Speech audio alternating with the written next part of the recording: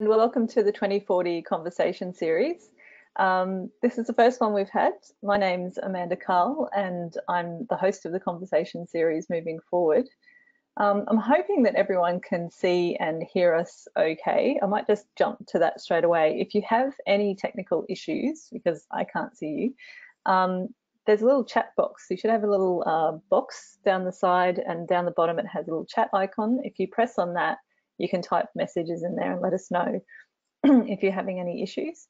And you'll see on screen Bree Whiting. She's going to wave at everybody. And so Bree is helping us out with both questions and technical issues. So as we go through the conversation today, if you have questions that you want to ask our guest, please type them into the chat box, but also if there's any technical issues, and we can sort them out through Bree.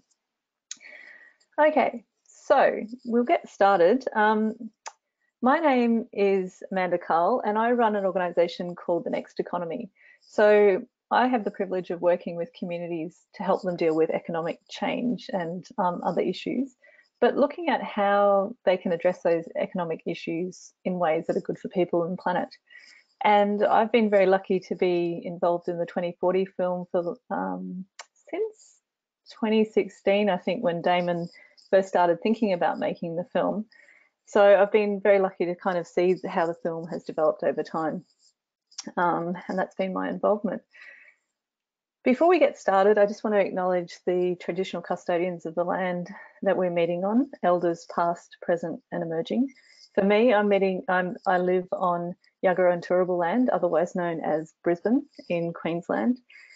And I acknowledge that the land that we're meeting on, and probably most of the people on this call, if not everyone is meeting on, is land that's never been ceded. So we recognise the ongoing sovereignty of the traditional peoples of this land. As I said, I've been involved in the 2040 film for a couple of years, but really the inspiration for having these conversation series came out of the question and answers that were happening when Damon was doing advanced screenings. So if you're lucky enough to get to one of the advanced screenings, you would have seen that Damon hosted a series of experts to talk about some of the things in the film. And there are a lot of questions that people had around the fact that the technical aspects were great and they agreed with wanting more of that in the world, like acting on climate change in a way that makes the world a better place. But there were some really tricky questions around what's holding us back. So how do we deal with some of the politics and the economic issues and social issues that get in the way of change, the positive changes we want to see actually happening? So we've concocted this series. It's going to be 8 conversations once a fortnight. And we're going to cover off on a range of themes that were in the film, like food and agriculture, waste, women's rights, other things. Stay tuned for more. But today, and all of those, we're actually focused on what you can do. So what are the barriers, but what can you actually start doing? And so I'm interviewing a whole host of experts from around Australia whose job it is to actually help get change through community work or helping individuals or working with government. But today we're starting off with the question of how do we even start to talk about climate change?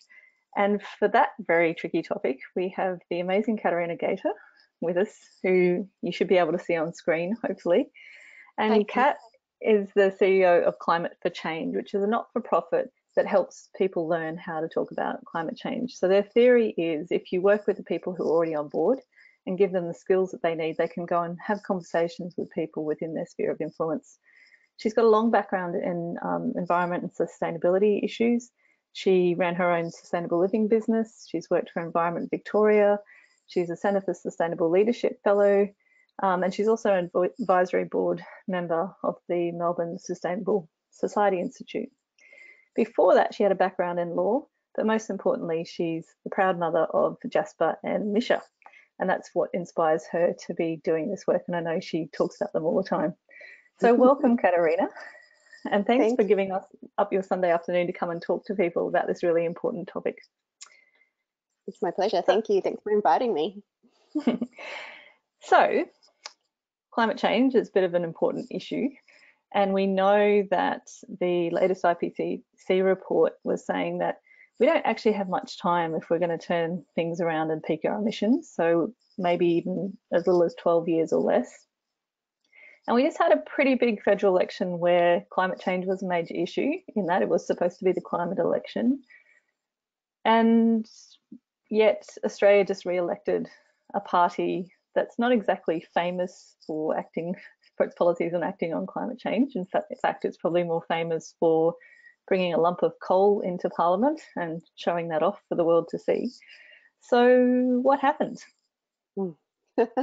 Well, we could just spend the next few hours talking about that, and many people have spent hours and hours dissecting it, and I don't claim to be a political expert at all, but I guess my take on it is that many things happen, and in a nutshell, I think, sadly, the coalition, I think, ran a much tighter and more effective campaign than the Labor Party. The Labor Party is notorious for not running good campaigns, and I think the fact that they were supposedly ahead in the polls the whole time probably made them complacent, and I think perhaps if they'd felt it had been tighter, or they hadn't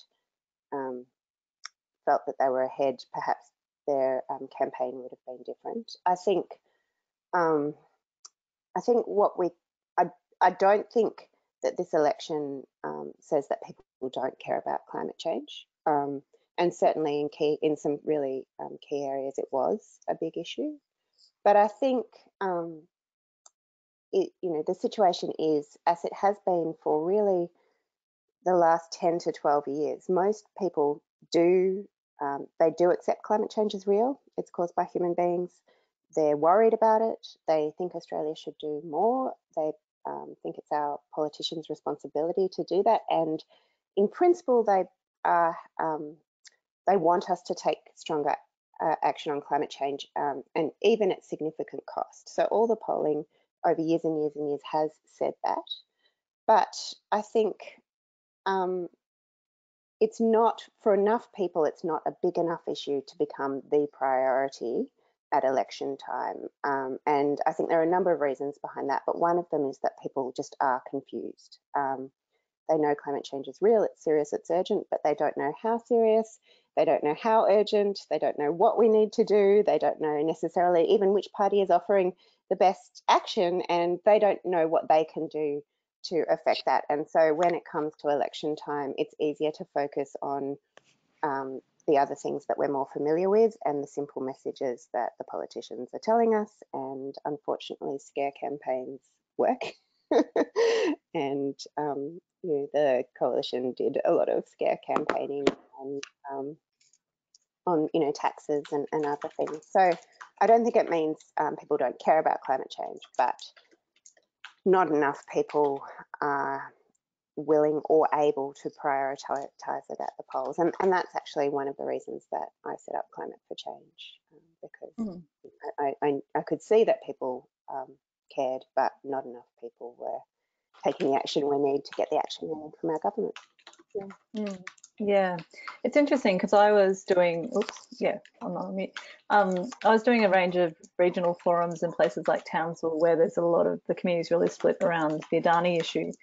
And it really surprised me how even some of the really small right-wing parties that probably used to be denying climate change were actually submitting candidate statements to us saying, yes, climate change is real, and yes, we want more renewable energy, but there's a whole lot of other issues we need to deal with first. So that really rings true, what you're saying. Yeah. So it sounds like it's still important then to engage people in discussions about climate change. Should we, I guess there's been a lot in the news though about whether we should be talking about climate change directly, or whether we should be talking about some of the other issues like how to create jobs by acting on climate change, which is what I do. Do you think it's still important to highlight climate change and get people to understand that as a primary issue? Nothing's ever simple. Yes, in a nutshell, yes. I think we won't take the action at the scale and with the urgency that we need unless more people do understand just how serious and urgent this issue is. And to be honest, why would you completely transform your economy in 12 years unless there was something really urgent reason for it? So I do think that needs to be a significant part of the conversation. but it depends who you're talking to, when, where. There's a whole lot of factors that influence what you might say and how you might say it. And certainly the doom and gloom stuff and the fear stuff, there's enough research that shows us that if you only talk about the problem and you only make people afraid, then that backfires and can even turn people to denial. But there's also research that shows that if you only talk about the solutions, people are very positive, but it doesn't create the urgency. So you sort of need both.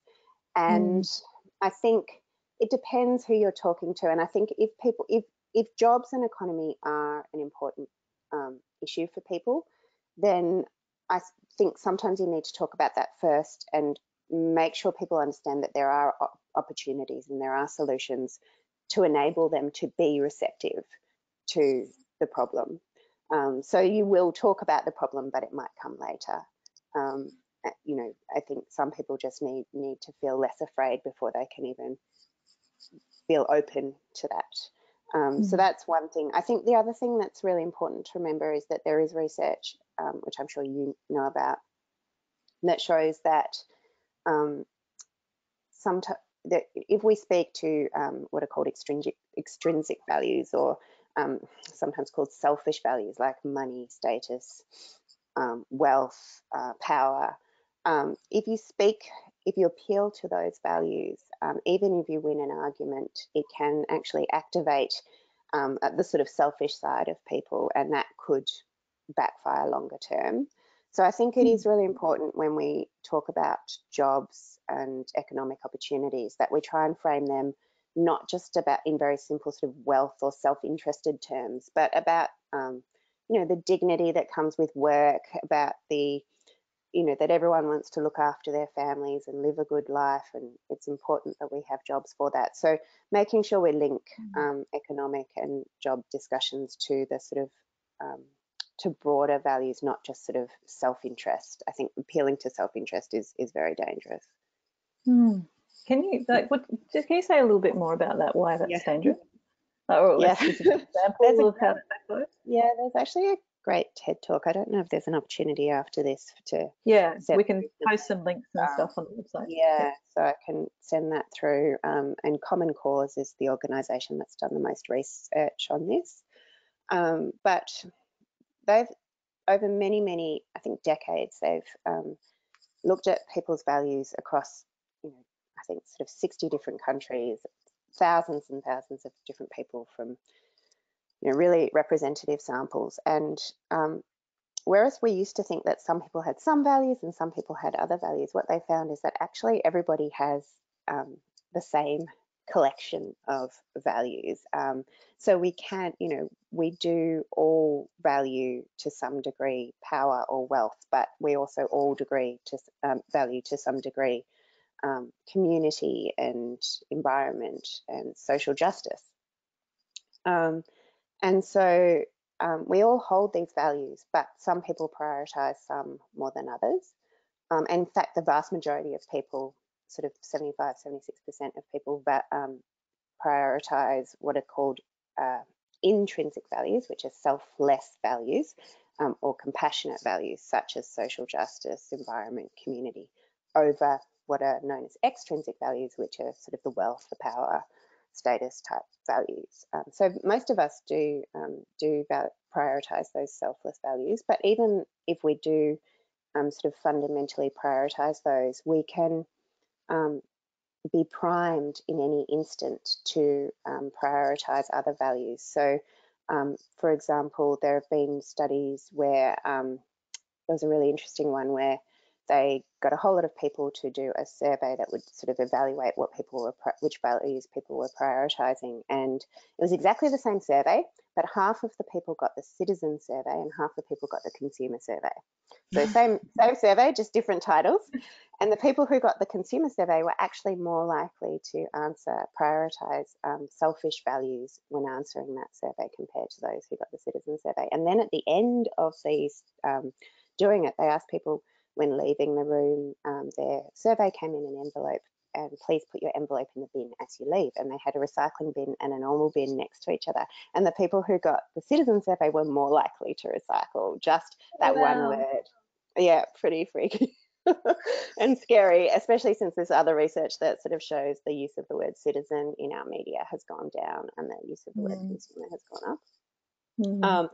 There are lots of studies that try different things to prime values and see which ones were more activated, and things like, we're talking about money, save money messages activate your selfish values, whereas, going for a walk in nature or seeing images of nature will activate your selfless values. So if we appeal to the selfish values to get people to do what we want, it might mean that we get them. Like, so an example is we often use messages of save money, Electricity bills. electricity. Yep. So that might mean that people save electricity in the short term, but it can actually start to, mean the more you give those messages, the more people are prioritizing sort of selfish values and therefore are less likely to overall act in the common interest. And so, that's, there's a lot of discussion about whether or not it's worth that quick win for the longer term detriment that might be caused by that. Yeah, I'm just wondering whether it's a question of both too, because sometimes in the work that I'm doing where regional areas are doing it tough, people come with that kind of, I don't have a job, but then it's about connecting, well, that's your experience, but let's connect to the wider experience. And what does this mean for the long term? It's actually sometimes that can seem quite individualistic, but very quickly people do crave community and connection, and it can move that way in terms of how you frame it. But getting back to just where you start with a conversation, like for people listening, because this series is about action that people can take away, some practical steps so they can start doing some things. So do you have some basic frameworks or principles or starting points that you can share with people around if they want to start a conversation? Where do they go with that? Yeah, sure. So I might just, even before I jump into that, just mention, oh gosh, and I hope I can find these links as well. But during the week, people shared with me 2 different articles that of recent research showing that conversation is really important in shifting people on climate change. And one in particular sort of saying the importance of, and it was particularly saying because normally conservative voters are associated, and there's been research that they're less likely to support or even believe climate change is real or human caused. And one of these studies sort of looked at the impact of conversations on conservative voters, and the increase in people believing climate change was real and wanting action on it was really quite profound when they started to have conversations within their family and friends. So, and one of those reasons was because it was just knowing that their friends and family were concerned and normalizing that as something that is actually acceptable to even believe or be concerned about. So yes, having conversations is really important and powerful. So just thought I'd throw that in there. But getting back to your question on principles, yeah, I sort of think of it a bit like a recipe. And so, because a lot of people sort of say, oh, I want to learn about how to talk about climate change. Tell me the facts. What are the facts that I need to tell everyone? How do I answer their arguments and their objections? And actually, overwhelmingly, the evidence shows that facts are important,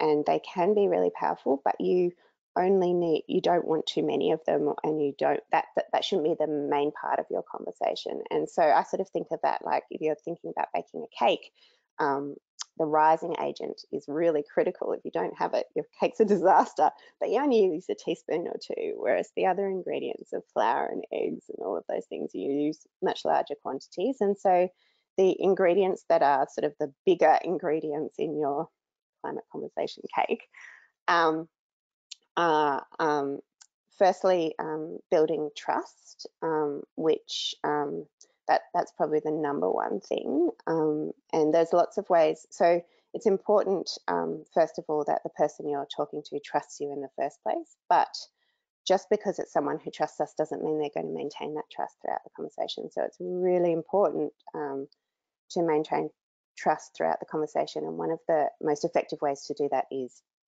listening and let that person feel really heard and listened to and understood, and feel like probably the main thing is not to for people not to feel like they're being pressured or manipulated or sort of being forced somewhere, that they need to feel like they're actually coming to that conclusion themselves, and it's an autonomous thing. And so in that respect, again, sort of really taking time to listen to people and ask them questions is a really important thing. And I think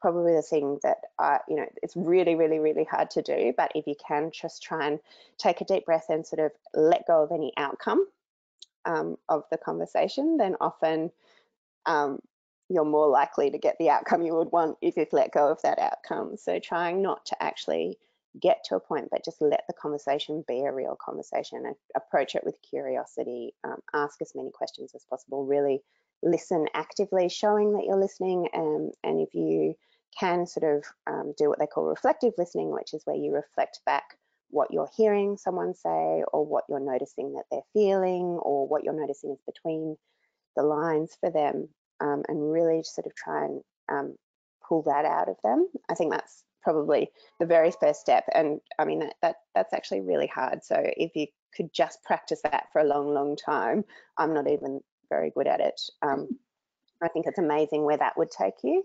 On a whole lot of issues, not just climate change. Yeah, on everything, really. Just practicing listening is so, so important. And I think,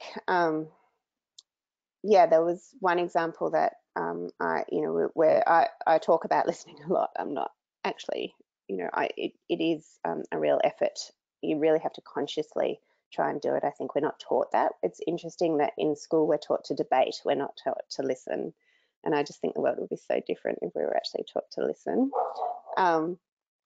But yeah, early on when I started Climate for Change, we actually started doing some focus groups to try and understand our audience. And our audience is not actually climate deniers, but we accidentally ended up, one of the focus groups that I was running, we ended up with this guy who was a really passionate denier. Like, it's actually very rare to actually meet these people, but he was, he believed climate change was a Agenda 21 conspiracy, the United Nations trying to take over the world. He had a whole radio show online dedicated to debunking this conspiracy. Yeah, I was a bit nervous because, I hadn't actually meant for people. We weren't looking to have deniers in our conversations, but I had to do it, and my job was, as a facilitator of a focus group, just to listen. And it was really hard because he was in this focus group with quite a lot of other people. It was a big one. It was about 10 people, and all these other people were people who were our target audience, who were people who were, yeah, climate change, it's probably real, it's probably serious, but I don't really know much. I'm not really engaged. And he was just like, at every question, just spouting off this like rubbish. And a lot of them were saying things like, oh, I had no idea that there hadn't been any warming since and that temperatures had actually gone down. And I was like, no, this is not true. But as a facilitator of a focus group, I could not correct that. That was not my role. My role was just to listen and ask questions and allow everyone to be heard. And we had to go through that process. But actually, when we got to the questions around renewable energy, it turned out he hated coal. We should not be digging that stuff up and burning it. And he was all about renewable energy. And he was really passionate about it. And at the end of the conversation, when I went around and asked people how they felt about it, he hadn't actually changed anyone's mind. They actually still felt climate change was real and serious. And he said to me, I've never had a conversation like this before. I always feel like people don't listen to me and they don't respect me, and this was really valuable, and thank you so much. And then they all wanted to know what they said, tell us the answers. And so I started to just, tell a few stories and a few things. And I talked about how important it was that as citizens, we demand the action that we need, and we engage as citizens. And he actually was really passionate about that. He's like, a woman after my own heart. And at the end of it, he gave me a huge hug and invited me on his radio show. And I didn't change his mind, but he certainly didn't change mine or anyone else's. And it was the most productive conversation I've ever had with anyone. You know, like I felt like we'd opened up space, and that would never have happened if I had not been in that role. And it really does show the power of listening. Yeah, it's a great story. Yeah. That raises another question that comes up a lot, though. Yeah, is it worth engaging with people who are deniers or resistant to the message, or should we only be talking to the people who are either already there or could be there, or open to them? Yeah, I'm really glad. Spend our energy. Yeah, I'm glad you asked that, because I actually think whilst that comes up a lot, perhaps in the sectors that you and I move in, I think a lot of people actually, like, that's where a lot of people do feel they need to focus their energy on. Like when I'm talking to people who aren't sort of in this space and they want, and they hear that this is the work that I do, that the immediate question is, how do I convince a denier? And yeah, my answer is probably don't bother. Yeah, so you know, there aren't that many. Yeah. So yeah, if you want to put that up for see me. if I can make it happen. Does it come up? Can you see it? I can't see it, but maybe someone else can. Oh, yep, there it is. Awesome. Yep. Cool. Can you still see us, or just? I can see you. and the slide as well. Yeah, and the slide. Yes. Okay, cool. You have a different view to me. Yeah. So that slide is an image of what's called the social diffusion curve, which I think a lot of people are familiar with. It's often used when we talk about the Sorry. slide of a lovely house. Oh no, sorry. It's back. Is it back? Yes. Okay. Sorry. Oh no, it's gone. Back to the house. That's weird. Okay, that's really weird. But yeah, that I'll talk whilst you're bringing that up. That if I can. That bell curve. Yes, it's back. Okay.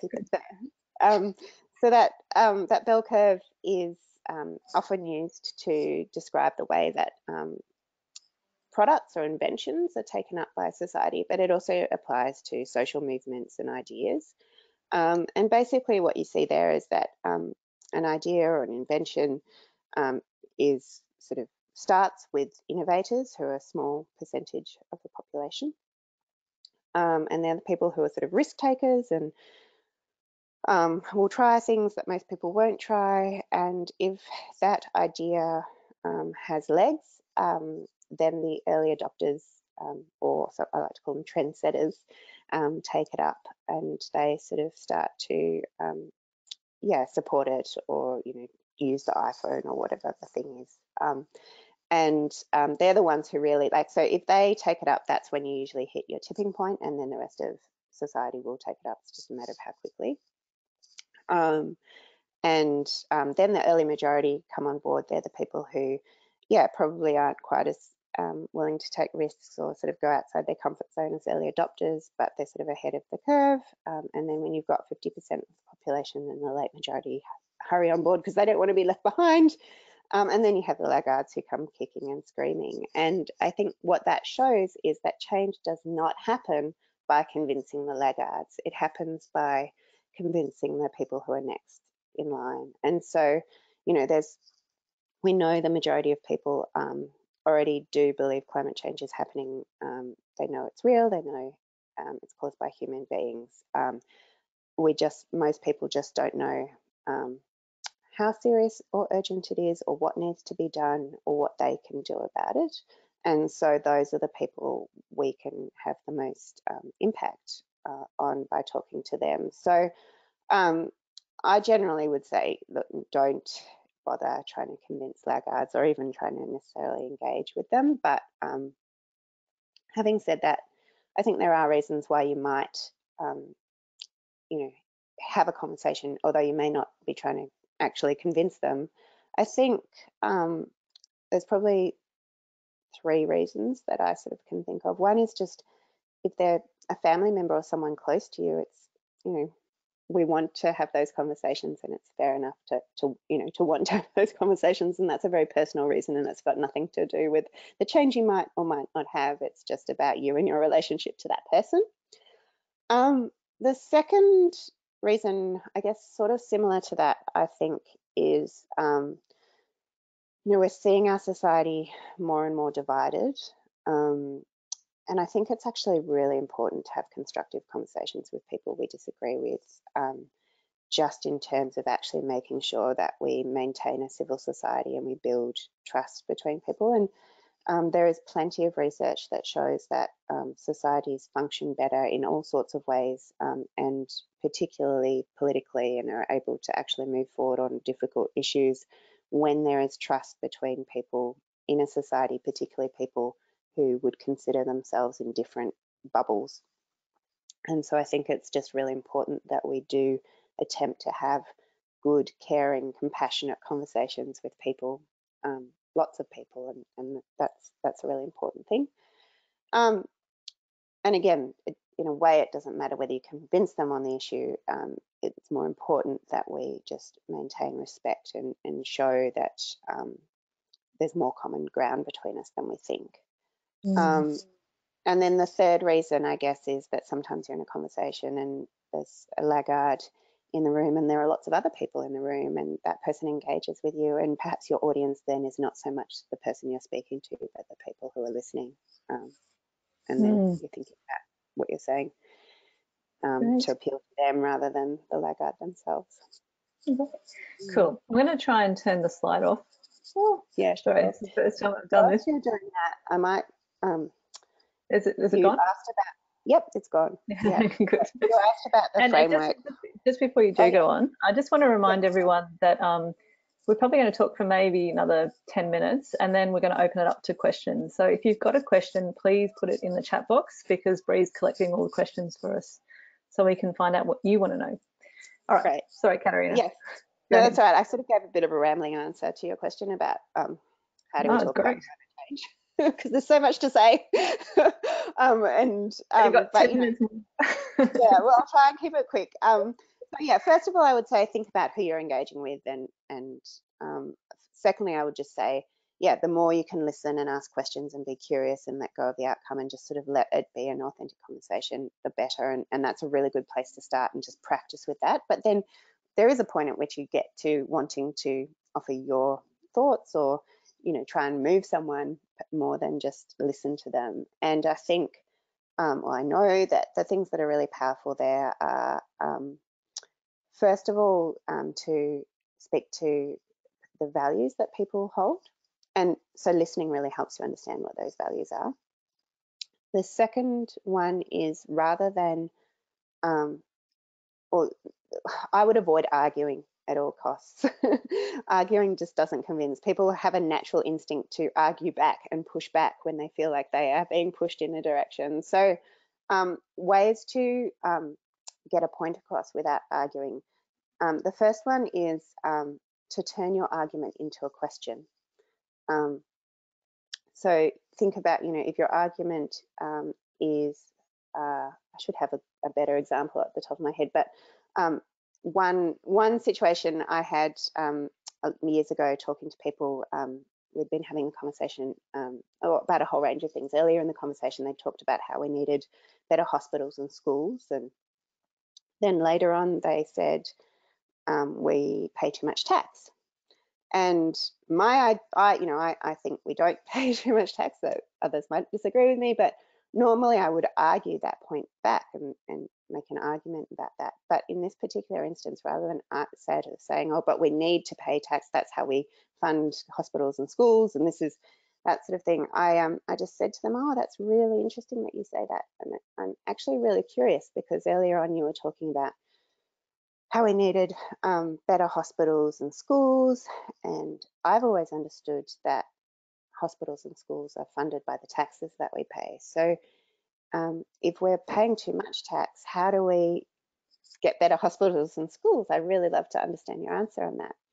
And that opened the conversation for a discussion. And it turned out that actually, in the end they said, well, it's not that I think we're paying too much tax, it's just that I don't trust the politicians to do the right things with our taxes. And that was a whole different discussion and changed things completely. So yeah, thinking about, instead of what's your argument, how can you turn the argument into a question? And then the other thing you can do, and I think is really good, is to try and think about the arguments you might want to make, and think about how you came to believe those things or understand those things, and try and turn that into a story, because we know showing rather than telling is a really powerful way to help people see things from a different perspective. Most of the time when we disagree with people, it's not actually about reason or argument, it's about the way that we see the world and the window through which we're seeing the world. And if you can give someone a different window through which to see it, that's more likely to change them than arguing facts or giving people information. So yeah, so listen, speak to values, ask questions, and tell stories. That's my framework. Excellent. And use facts only as the rising agent. Yes, just pepper them in, and if you can put them into your story, that's the most effective way to bring them in. Yeah, great. So in terms of, so we're talking about conversations, but maybe more broadly around people wanting to take more action around climate change and not knowing where to start. I guess there's a couple of different levels. There's things that people can do at an individual or household level, things that they can do to start getting involved at a community level, and then there's kind of the bigger systems, sort of national level, I guess. What sort of, I mean, in courses, I'm sure you go through, like, once people are interested and they're asking that question of what can I do, what are some of the things that people can do? Yeah. Have I got time to tell a short story? Sure. I might as well do what I just said you should do, but tell a story. Yeah. So I think, years ago I used to spend a lot of time on individual changes that I could make. I was really passionate about trying to live the most sustainable life I possibly could. I had a sustainable wedding. I've never had really a car of my own. I put my kids in cloth nappies, compost, everything. And then a while ago, well, my son's now 10. So when he was, my younger son was about 1.5, I think he was, or 1. And I just read Climate Code Red, which really had shifted my thinking about climate change and made me realize how big and serious and urgent it was. I'd gone to the supermarket with him. He hadn't had a good night's sleep, so I hadn't had a good night's sleep. And he was hungry and he had a poo nappy and he was screaming at me, and I was standing in the supermarket reading all the labels, and I remember standing there with these 2 tins of tomatoes. One was organic, but it was from Italy, and the other was not organic, but it was from Australia, so carbon miles were lower. I was just having a total meltdown in the supermarket thinking, oh my God, I don't know which tomatoes to buy. And then feeling really guilty because actually I should have been going and bottling my own tomatoes anyway. And feeling just like, and Justin's screaming at me. And I think, okay, I'm just going to go and buy myself some chocolate, and I'm going to eat the chocolate, and that's going to help me think clearer. Because we all know chocolate helps you think clearer. So I went to the chocolate aisle, but I hadn't brought my ethical consumer guide with me, and I didn't know which chocolate wasn't made with child slave labor. And I was just having this horrible meltdown in the supermarket.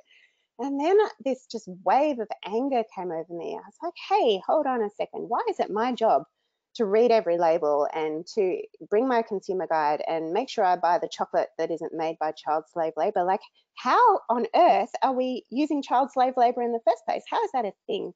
How did that company why is that company doing that? Why are companies doing that? And why are governments letting them do that? This is not my job to spend, every moment of my day trying to be perfect. My government shouldn't be letting this in the country in the first place. Those companies shouldn't be making that chocolate in that way in the first place.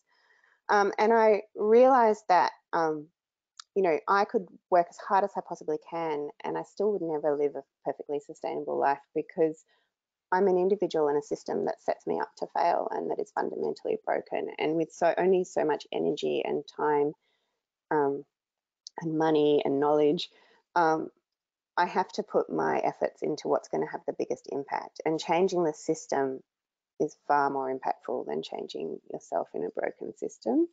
So I'm not saying don't do those individual things. There are lots of important reasons to do that. You know, and the big ones like not driving, not, you know, eating less meat, but you know, those are quite significant. But I think when you've got limited time and energy, try and think, how am I changing the bigger system here? And in the end, as much as people might not like to always acknowledge it, we cannot change the system without our government.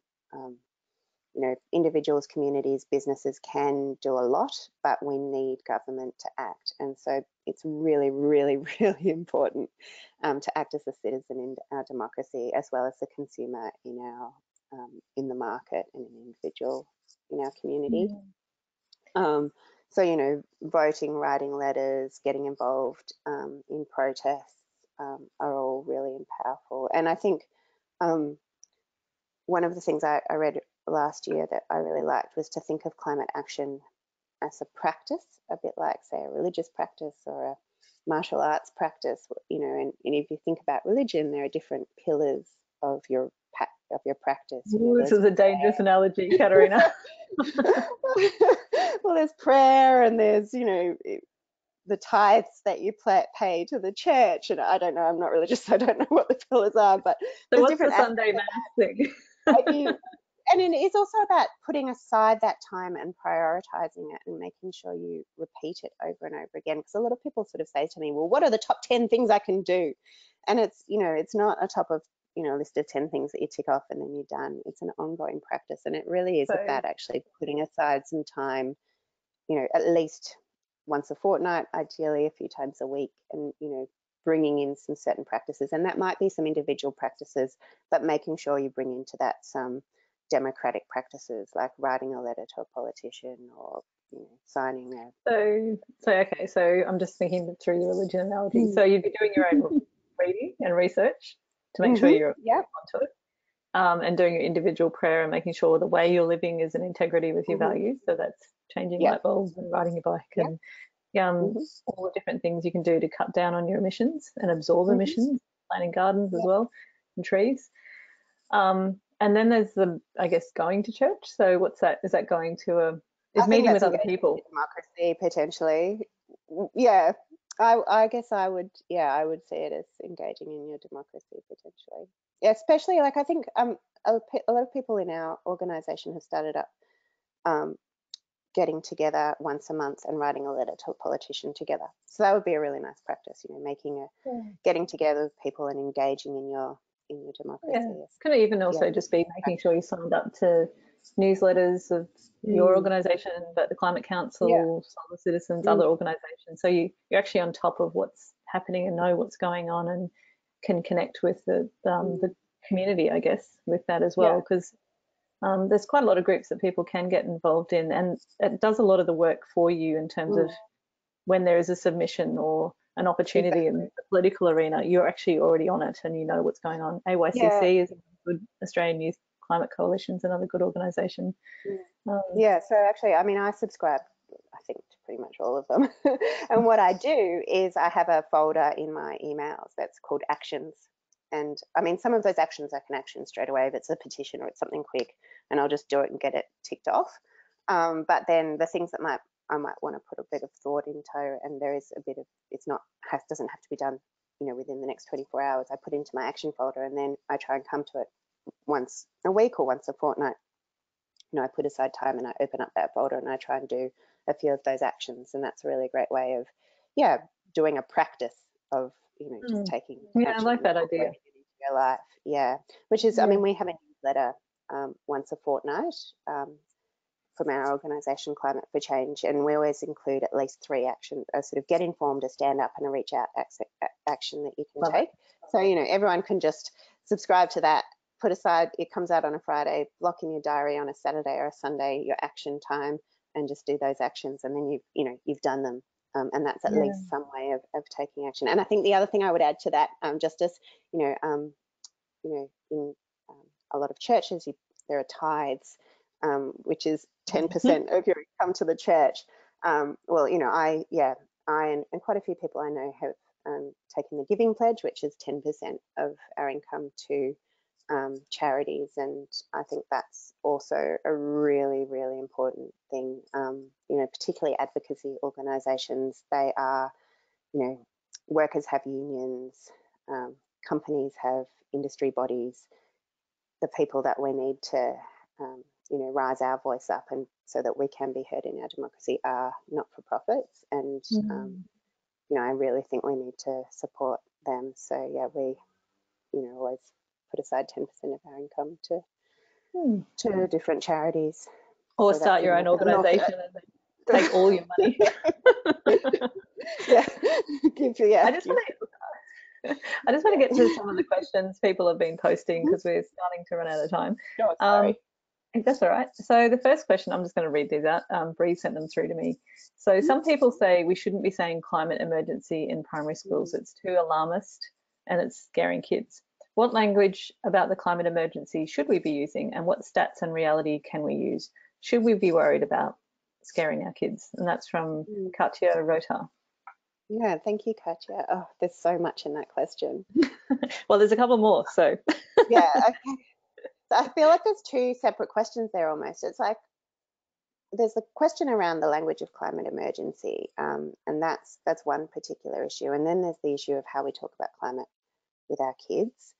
And I must admit, like often when we do our conversations, people say to me, oh, you know, we've got to show this to our children.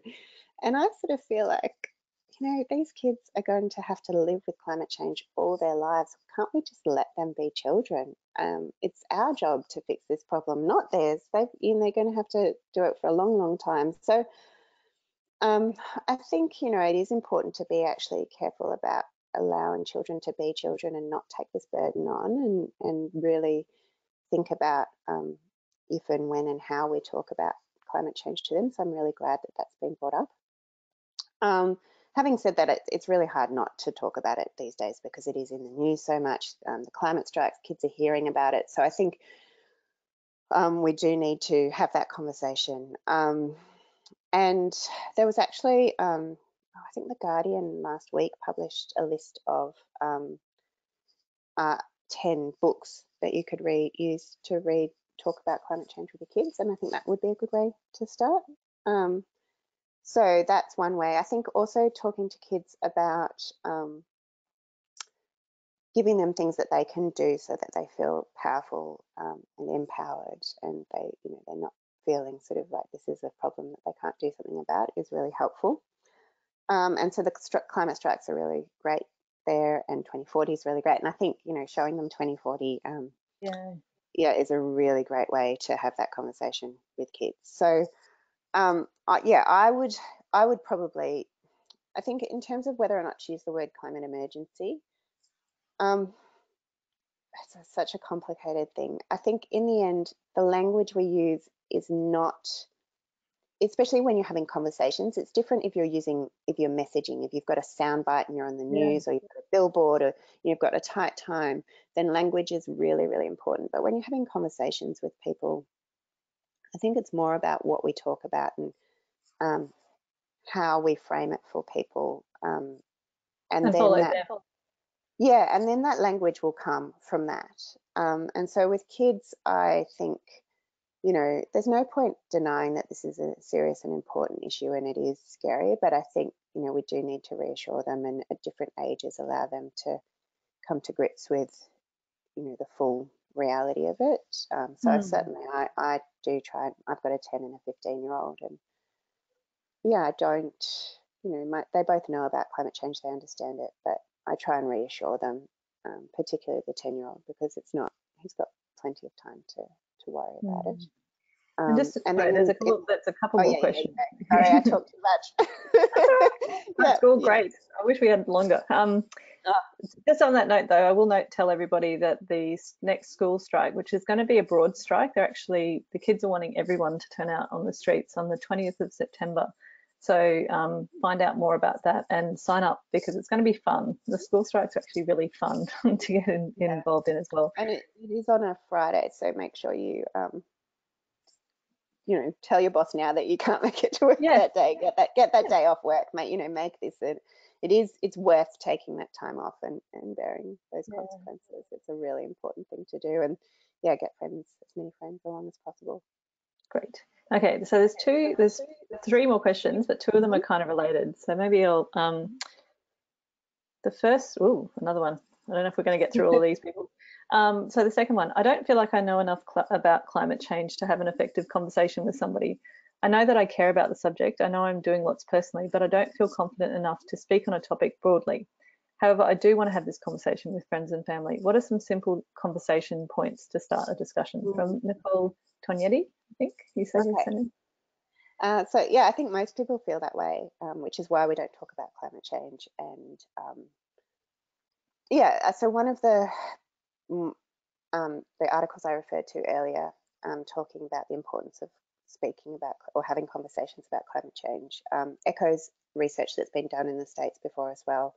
I think this one was also in the States, and it shows that so there's this phenomenon called pluralistic ignorance, which is when most people think one thing, but they think everybody else thinks the other thing. So they don't voice their opinion, they don't act on their beliefs or their opinion. They go along with the crowd because they think that they're the only person or one of the very few people who think that. And then they might even think that their belief is wrong because no one else is agreeing with them.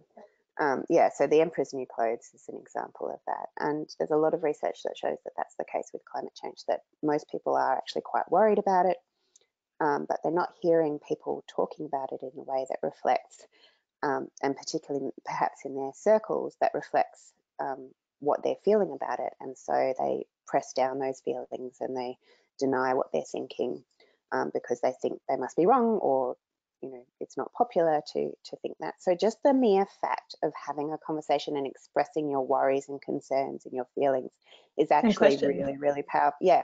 So, and people knowing that other people feel that way too is really, really powerful. So I wouldn't worry necessarily about having all those things. I think it's more important to actually talk about your worries and your concerns and your feelings. I think the other really powerful thing that we know is that the most effective conversations are conversations about what you're doing and why.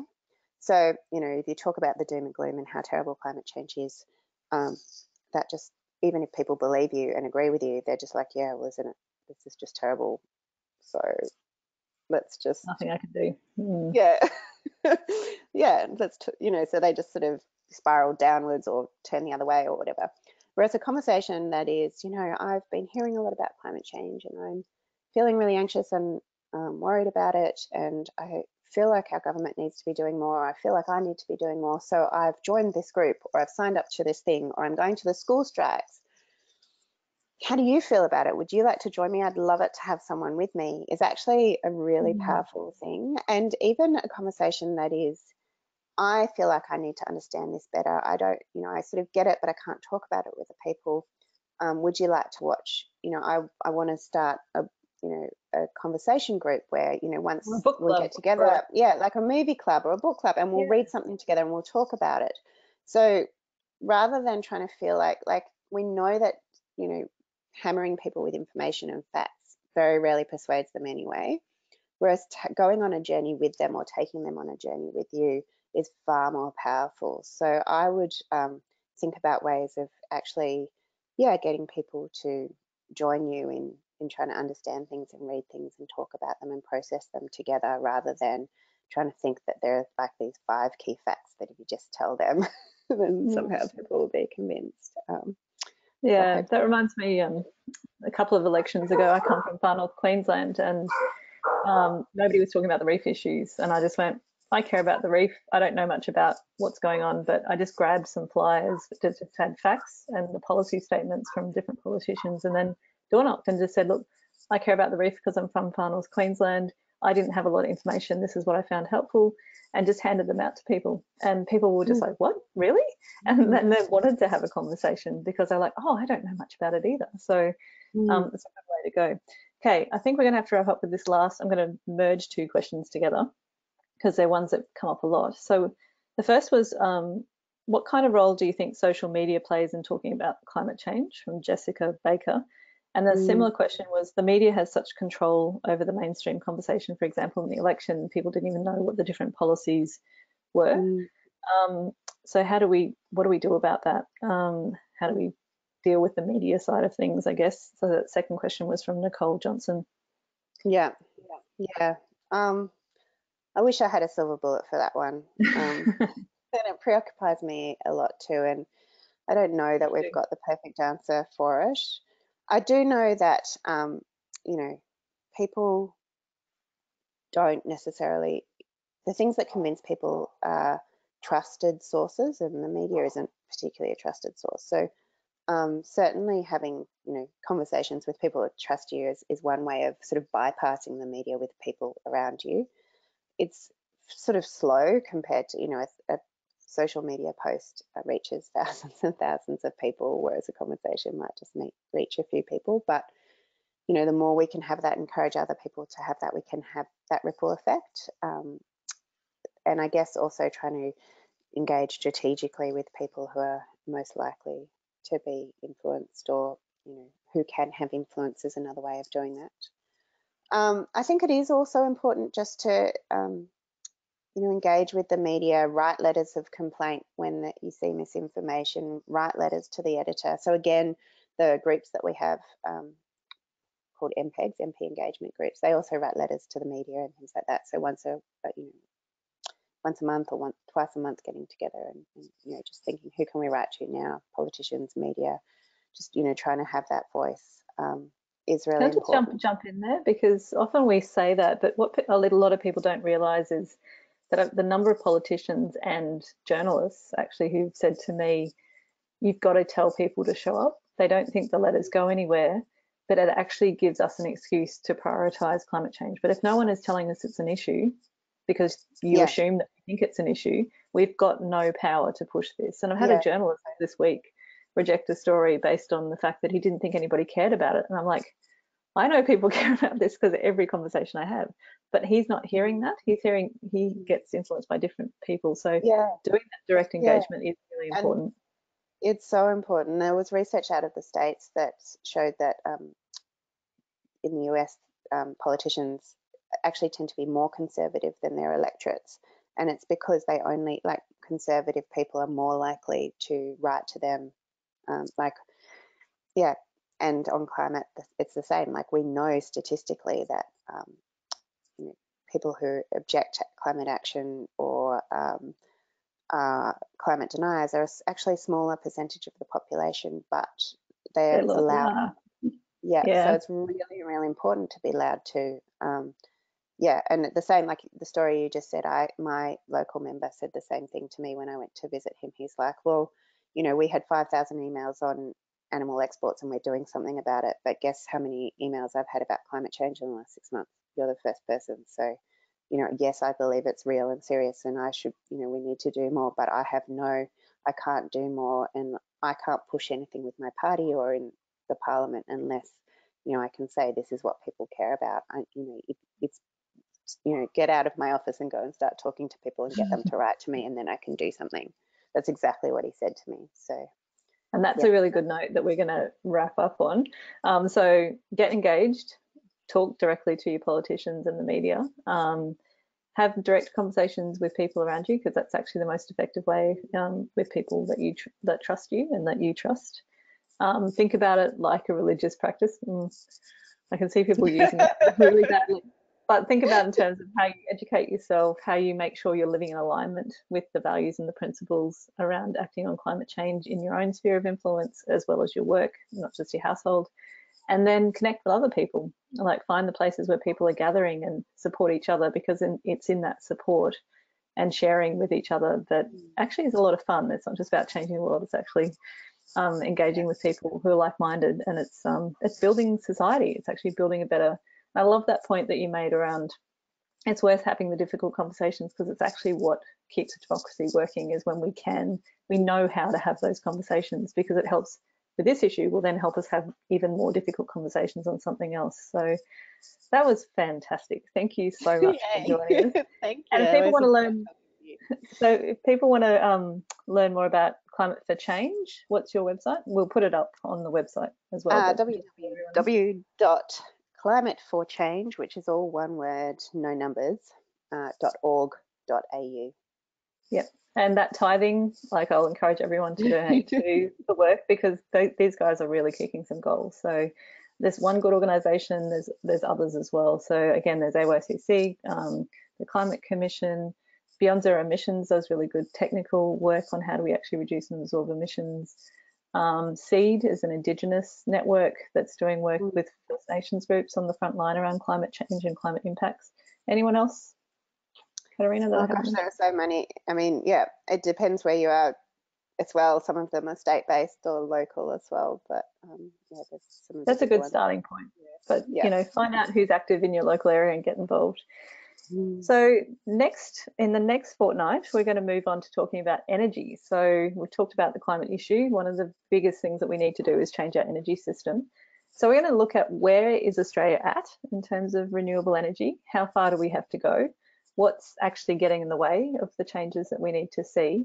And also looking at some of the trickier questions around how do we make this transition in a way that it's good for everyone, and we don't leave anyone behind, but actually it could benefit groups that are already doing it tough. So low-income households, for example, remote communities and regional communities, and also First Nations people as well. So we've got amazing speakers again. We've got Giles Parkinson from Renew Economy. That's actually, Renew Economy is a good thing to get onto to get past the mainstream media thing, by the way. So sign up for that. And he'll be talking. Jara Hicks from the Community Power Agency, and they help communities set up community-owned renewable energy systems around the country. And Larissa Baldwin, who's a Bundjalung woman, Indigenous woman, who was a lead organiser for co-director of SEED, which was the Indigenous group, climate change group I talked about before, but also is a senior organiser with the organisation Get Up, and she does some really interesting work in the Northern Territory with local communities around renewable energy and energy justice. So please join us for that. I think Bree said something in the chat box of where the link is, so you can start registering for that webinar straight away. But please share the details for that webinar with everyone through your own social media for good. But also we're recording this webinar. So if you're talking to people about it and they're interested, please send them the link for this so we can get it out as wide as possible, because Katerina's just dumped a whole lot of wisdom on us, and go and look at it again, because there was so much in that. Thank you so much, Katerina, for joining us, especially because I know you're heading overseas this week. So I know it was a push to get you to speak. So thank you for being our first guest. Thank you so much. It's an honour to be asked, and always a pleasure to talk to you. Thank you. Thanks. And hopefully I'll see everybody in a fortnight.